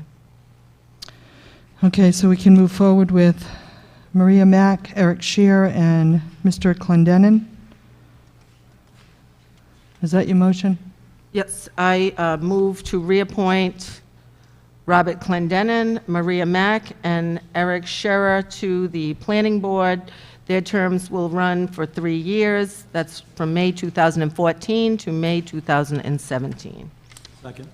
Motion is second. All in favor? Aye. Opposed, abstention, motion carries. And I just want to make a point to mention Betty Murphy, who is not going to be a member of the Partnership for Prevention further, and just that her services was invaluable. If we can send her a letter, Dale, that would be greatly appreciated. I served on that committee with her, and it was just a testament to what she gives to this town. Thank you. Okay, so that is appointments. We now have new business items. And these are last 2 items on the agenda. This is a resolution proposed for adoption by Council President Whaley and Councilman, did I miss one? EF. Sorry. E and F. A resolution authorizing an award of bid for a period of 5 years to Atkins Printing Company, 40 South Street, P.O. Box 2440, New Britain, Connecticut. It's archival microfilm system in accordance with bid specifications and is further described in a memorandum from the town clerk to the town manager dated May 5th, 2014, entitled Award of Bid Archival Microfilm System. Steve. You've read the clerk's recommendation. We've sent to several vendors. The vendor that is lowest qualified, the only submitting bidder is Atkins. They are also the vendor of record. Recommend approval as presented. Do we have a motion and a second, please? I move approval of new business item E. Second. Motion is second. Any further discussion? All in favor? Aye. Opposed, abstention, motion carries. New business F is a resolution authorizing the purchase from Business Network Group, 50 Industry Drive, West Haven, Connecticut, a Barracuda backup server and message archiver as described in quote 2055, an amount not to exceed $10,302, as further described in a memorandum from the Director of Technology to the Town Manager dated May 6, 2014, entitled Backup Replacement and Message Archiver. The Steve. Business Network Group was the lowest qualified submitter on the solicitation for this equipment. Recommend award as presented. I move approval of new business item F. Second. Motion and second. Discussion? All in favor? Aye. Motion carries. New business item H. This is a resolution proposed for adoption by Council President Whaley and Councilman Donnelly as follows. It is a resolution, vote of no confidence for Councilmember James O'Neill. Whereas Mr. James O'Neill has offended the public with his threatening and inappropriate bullying behavior for years and made the public feel unsafe, as recently documented by public comments. Whereas town council members should be role models for the children and citizens of South Kingstown, now therefore be it resolved that the South Kingstown Town Council expresses no confidence in Mr. James O'Neill, and we will be asking for a roll call vote. I make the motion. I second. Mr. Donnelly seconds. Discussion. Are we ready to vote? Could we have a roll call vote, please, Dale? Council President Whaley, I support this resolution. Aye. Council Vice President McAtee, I want to say that I cannot support bullying of any kind. I vote yes. I support the resolution. Councilman Donnelly, I vote yes. I think the actions were inappropriate completely. Councilwoman Healy, I also don't condone the behavior, so I vote aye. Councilman O'Neill. I vote nay.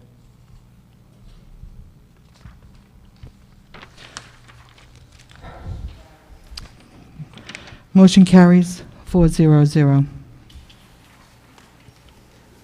Excuse me. I also should have opened it, I'm sorry, 410, my apology.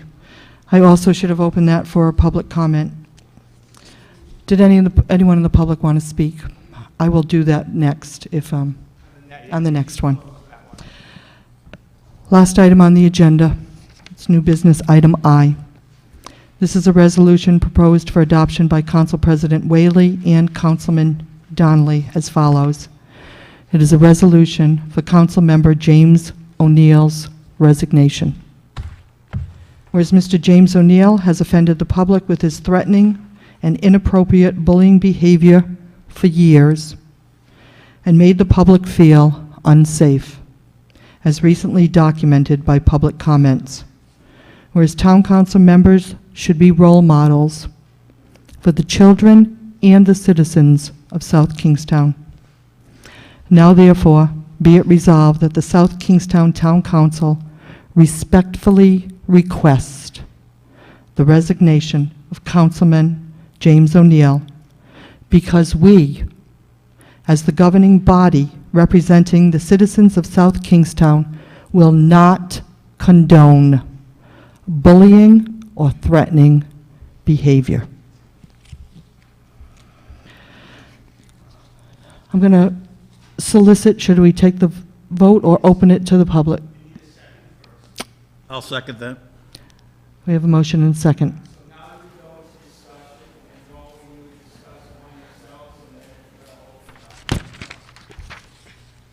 Discussion here at the table, and then we are going to continue with discussion from the public. Carol Hagan-McEntee. I would just like to add to the resolution that it referenced the hearing of April 14th and the behavior that is what we're all here for, is what caused the final situation that has brought this resolution to the table. So I would ask that it be amended to incorporate the hearing on April 14th and the statement that was made and acknowledged by Mr. O'Neill. I'm not in support of that. I don't want... Now, let me just interrupt. When someone makes an amendment to a motion, you have to ask first if there's a second. Okay, I didn't realize it was an amendment. No, I did. I asked for it. I Okay. would like to amend the motion. Okay. So is there a second?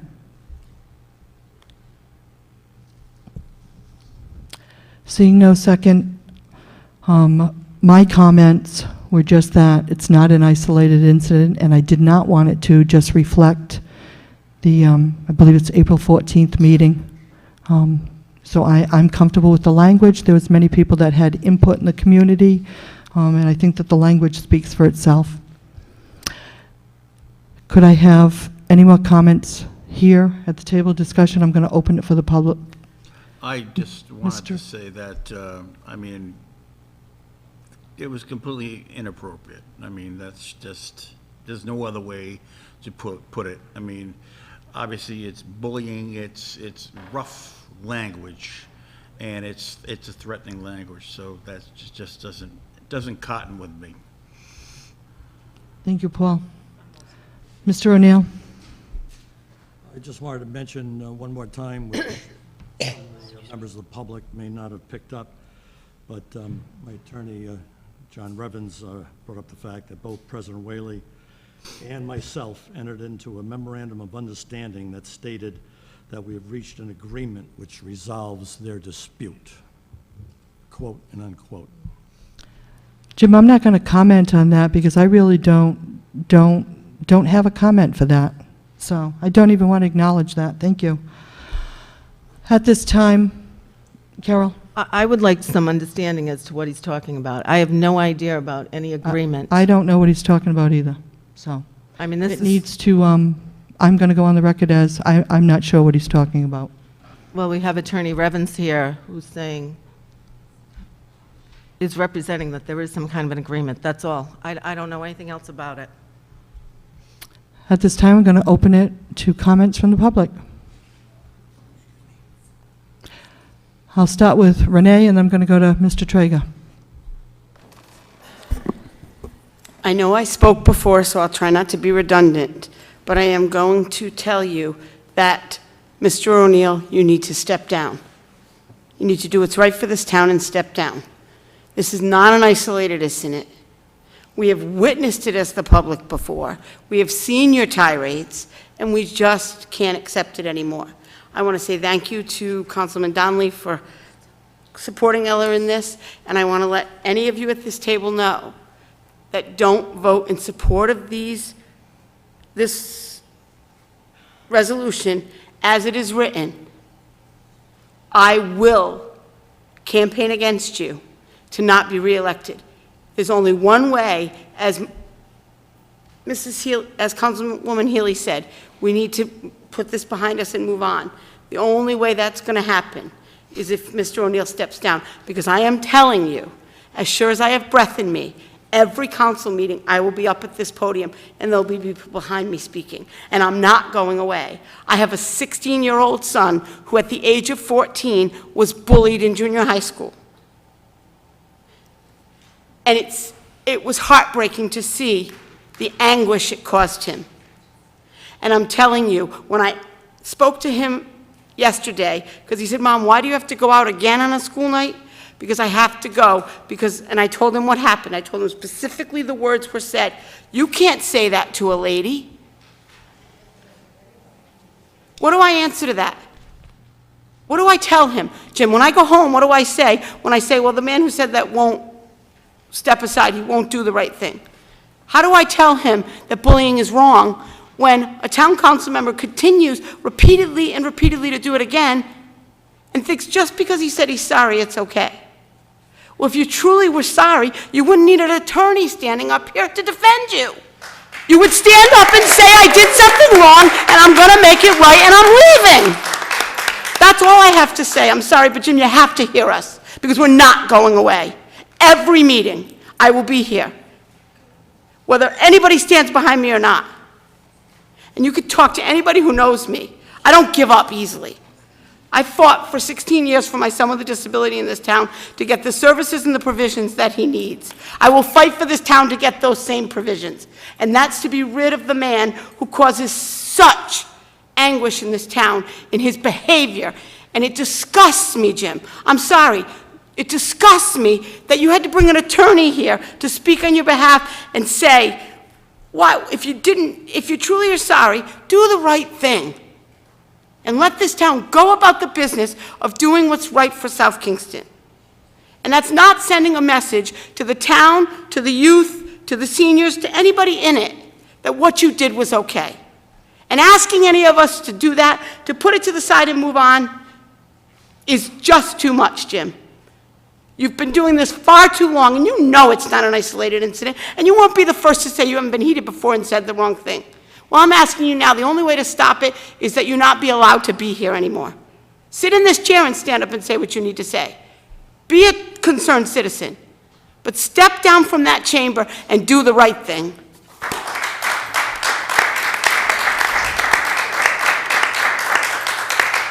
Thank you, Renee. Bobby?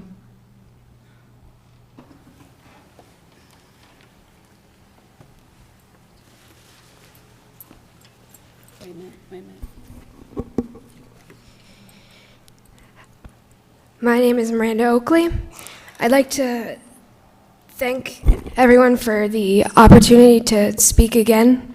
I first want to offer some empathy because as a person with a disability, I know firsthand that public officials and people with disabilities are the two groups of people who experience the most amount of scrutiny, and we, as the two groups of people, are not allowed, in a lot of cases, to be human.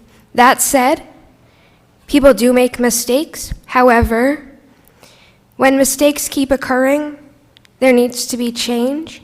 And as I mentioned in previous speeches, many people, professionals, do not always do the right thing. Maybe you want to look at him, he's over there.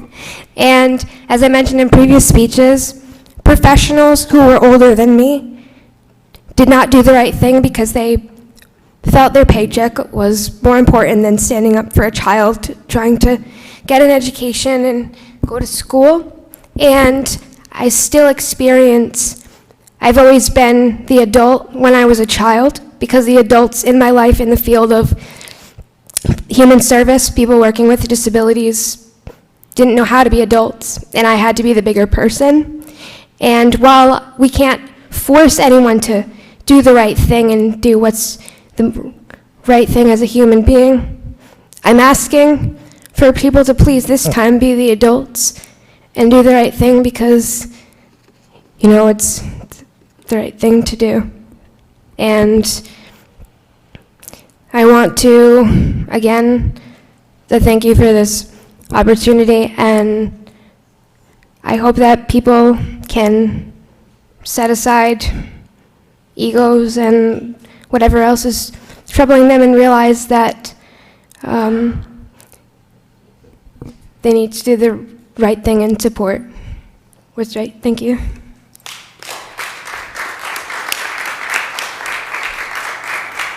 Thank you, Miranda.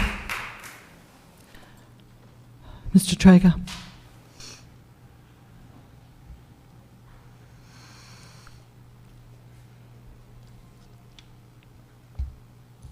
Well, a lot of thoughts have been going through my mind. I'm not going to get them out. I know I won't. But I got to get up anyway because there's a general feeling I have, and I've already expressed it. I'll express it again. I don't know. This is, I think it's way overblown. And I know nobody wants to hear that. Most everybody in this room doesn't want to hear that. Everything they say is correct. We got to do things about bullying. We got to do things about, I don't think that, I worked in the school system I'm a retired guidance counselor. I've watched kids and what they do to each other in schools. I'm aware of suicidal situations, and I'm aware of suicidal occurrences. And whether they might stem from bullying, they might stem from a parental problem, they might stem from all kinds of things. People are complicated. People are complicated. I don't know. I just don't like this way of putting a person that served for, I don't know Jim that well. He's not a personal friend of mine. But he's also not an enemy of mine. I have witnessed things I don't like to see, but I've witnessed them for more than Jim. Sorry, I just think it's overblown. I'm sorry, and when I say that, I don't mean to bring anything that anybody's saying down at all. You're all right.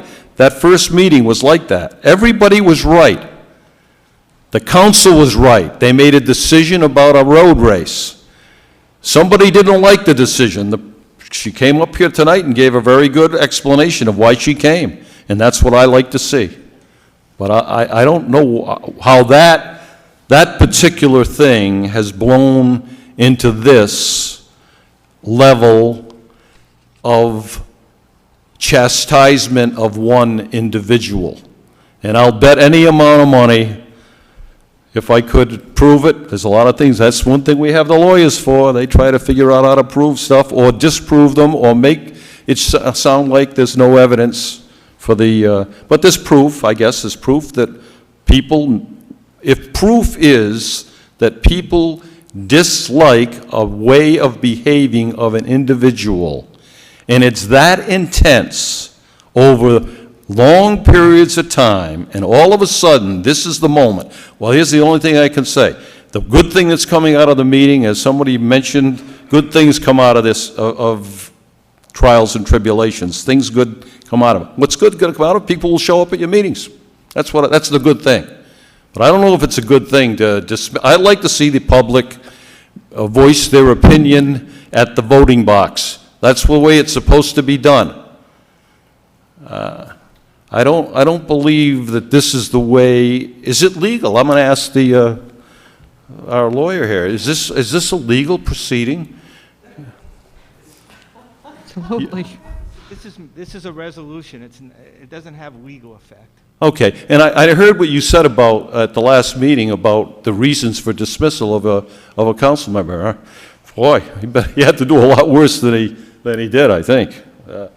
I mean, he hasn't. He's done something that people don't like, and I don't blame him, but that's it. Thank you. Other comments before we take the vote?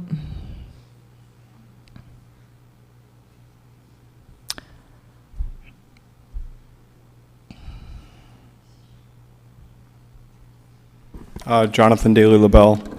I'm hesitant to speak tonight. I had an executive session school committee, so I've only been here for 10 minutes. So I don't know what all the conversation is. So I'm just going to say simply, or try and be simple, that my feeling is that I've been following this process for 10 years, and I've been an office holder for about a year and a half.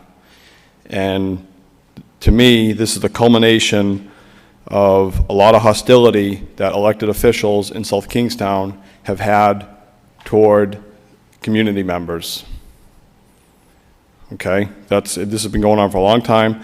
I'm going to be clear that I don't include Mrs. Whaley in that whatsoever. Thank you. Okay, I think that we should be able to have conversations. Sometimes you agree, sometimes you disagree. Okay. I used to come into the town council and I disagreed with people. This is going back some years, okay? It was disdain, not just for me, but for a lot of community members. Disgust, okay? Because I had the audacity and others had the audacity to come in and disagree with what was happening. And there was all sorts of way of trying to clamp down on public participation. There was all sorts of mistreatment. People from the local party would go online and misspeak, not just about me, but against other people, nameless assaults. Okay, there's nothing more cowardice than to go online and speak poorly about people and not put your name on it. And that's what was going on some years ago. Okay, so I don't agree. I've had so many disagreements with Mr. O'Neill, it boggles my mind. Okay, and I don't agree with what he did the other night. And I'm sorry, Jim, but I think you should step down. I think it's enough, okay? But if people in this community don't follow things as closely as they should, in my opinion, and if they think that all of a sudden Mr. O'Neill steps down, if he did, okay, and all of a sudden everything's going to be great, it's not. Because there's been hostility in the town council toward the public, not with Mrs. Whaley. Mrs. Whaley, when you come up, even if you disagree, she'll let you say what you want to say. She'll tell you respectfully when she agrees with you. She'll tell you respectfully when she disagrees with you. That's no matter who. I've never seen her, and I disagree with Mrs. Whaley some of the time, okay? But she always handles things professionally, and at the end of the day, you have your vote, but she wants to make sure that whoever did not agree with the way things were going to go at least had the right and the opportunity to air what they wanted to air. And when Rachel Clow came forward a month ago with this, you know, I mean, give me a break. She came forward, okay? She's a concerned citizen. She cares about this town. She cares about this country. She has family members that serve this country. Give the lady some deference, okay? In this town council, I'm sorry, it's embarrassing that your meetings, they're 20 minutes, 30 minutes long. So now finally you actually get some community members to show up, and so the meeting runs an hour and a half. I mean, are you kidding? Why are you serving? If to run a meeting 90 minutes is too long, you probably shouldn't be serving. You should be like, thank you for coming forward. We may agree with you on some points, we may disagree with you on some points, but thank God you're here because we need people to be involved because this community, our school system, our community, everything is only going to be at its best with maximum involvement. School committee, there's 7 people that serve. And those school committee people, except for myself, because I know the only time I'm the smartest guy in the room is when I'm at home alone with my dog, okay? But those school committee people, they think they're the smartest people in the whole town. And I'm sorry, the town council presents itself very similarly most of the time. And you're not. And it's not to say that you're not intelligent, and it's not to say that people on school committee are not intelligent. They're intelligent, and I'm not saying that they don't care about certain things. Some of them I really question. But the bottom line is, we're only going to have the best schools and community that we can have with the maximum involvement. And I've seen too many meetings, too many elected officials treat members of the public with disgust and disdain and rigged process to try and lock them out. And so what I'm trying to bring forward here tonight, okay, I think, Jim, for the love of God, I do think you should step down. I really do. Okay, but even if he does, that's not going to solve the problem. And people need to be involved. There's an election in November. If all the candidates just come out of the local Democratic Party and that's who's going to serve, both school committee and town council, this town, I'm sorry, I care about this town so much. And we need people to come forward that care, that are willing to put in some work, they're willing to have an honest dialogue in open public meetings.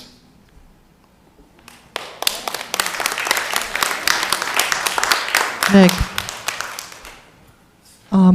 I'm just going to jump to the table, and then I'm going to come back out to the audience. Meg Healy has a comment. I'm sorry if I sound like I'm a bit crass, but Jonathan Daly LaBelle, how dare you make a comment to say that we sit up here for 20, 30, or 40 minutes every other Monday when we sit here sometimes till almost 10:30 or 11 o'clock at night, twice a month. We go to functions within the town. We support the Girl Scouts, we support the Boy Scouts, we support the Senior Center. You don't see half of what's being done. I am personally insulted by your comment because we work hard and we are here to serve the people of this town. You have just personally insulted me, Jonathan. I will say that open for the record in public. How dare you do that? That was very crass. All right, we're going to try to keep respect here at the table and at the microphone. If I may. Just a few comments, Yes. please. Mrs. Healy, I apologize if you've taken personal offense. I have. All right, You made let's- that clear. You made that clear. I think everybody in this room probably understood that. But this is part of the problem, and you can take offense to this as well if you choose to, okay? But this is part of the problem. I came up making a statement about town council meetings. Did I say you don't do anything else? No, that's not what I said. And so what happens is town council, this is what happened 2 months ago when I brought forward issues about growth management. People start putting words in my mouth, okay? And it's not right. I was not speaking about your whole service. I know you serve. I know you in particular put in a lot of time. okay? I'm trying to limit my comments. If you want to give me half an hour, I could go through the whole thing. No, we're good. Okay, We're thank good. you. And I know Mrs. Whaley puts in her time. My point is, you're having an open public meeting. The fact is, check your record, they've been about a half an hour. Yeah, maybe there were 2 or 3, but we usually, I've seen quite a few. Give me a note on that. thank you. Please come to the microphone.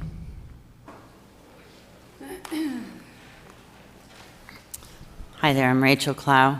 I've heard tonight several times that Councilman O'Neill continues to be elected. It's my understanding that with the resolutions tonight, we can only ask for him to step down, and we can do that respectfully. If he chooses not to, I believe your votes will be heard during the next election. So I respect the vote you've already shown. I think your voices will be heard. A vote of no confidence and a vote to formally ask for someone's resignation might not get him to do it this time, but I don't think he'd have a chance to be elected again. And that's what we ultimately want. Thank you. Thank you. Any other comments before we take the vote? Please. So, Jonathan, since you missed the first part of the meeting, I did as well.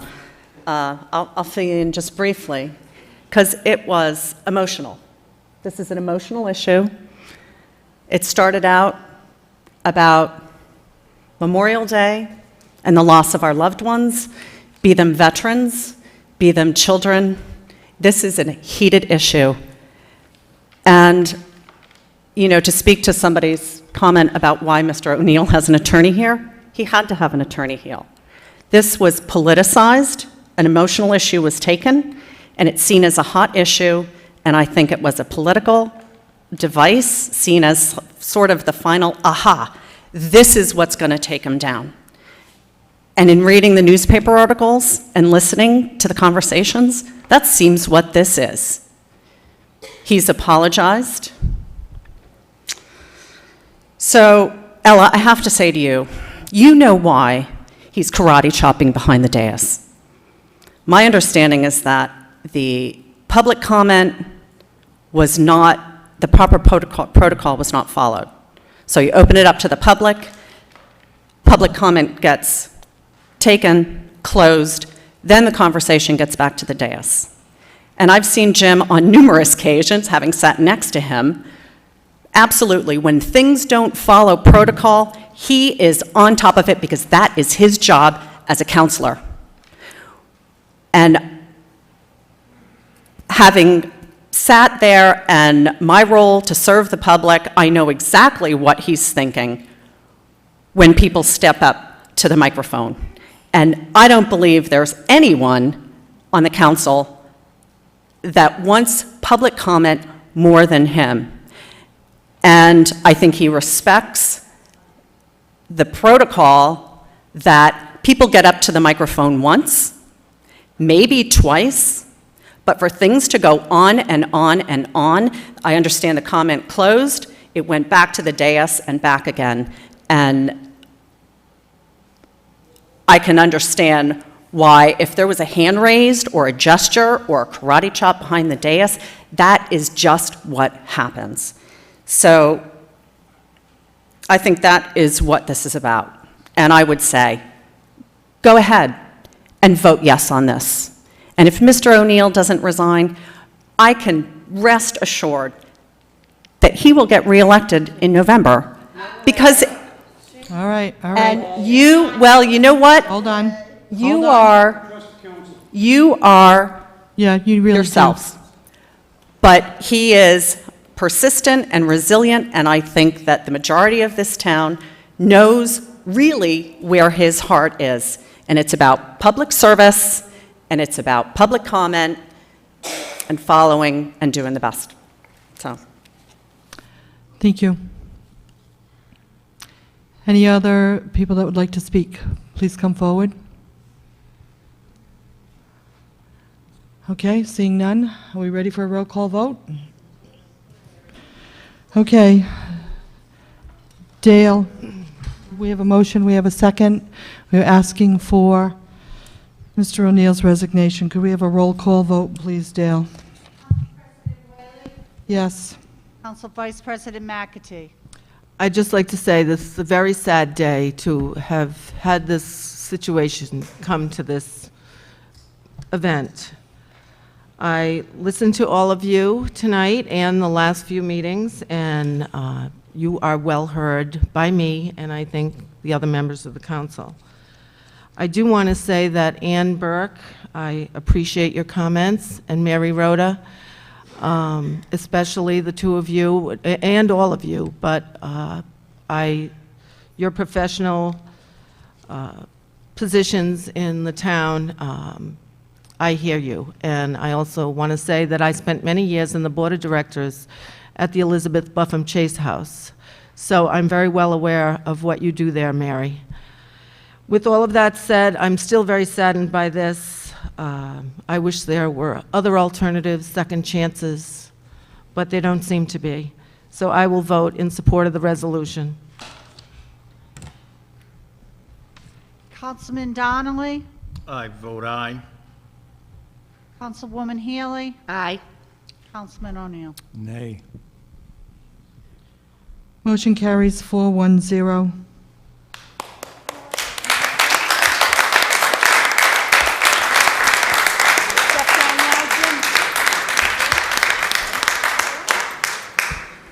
I just want to thank everyone who spoke, and I do want to again thank Ann Burke and Mary Rhoda.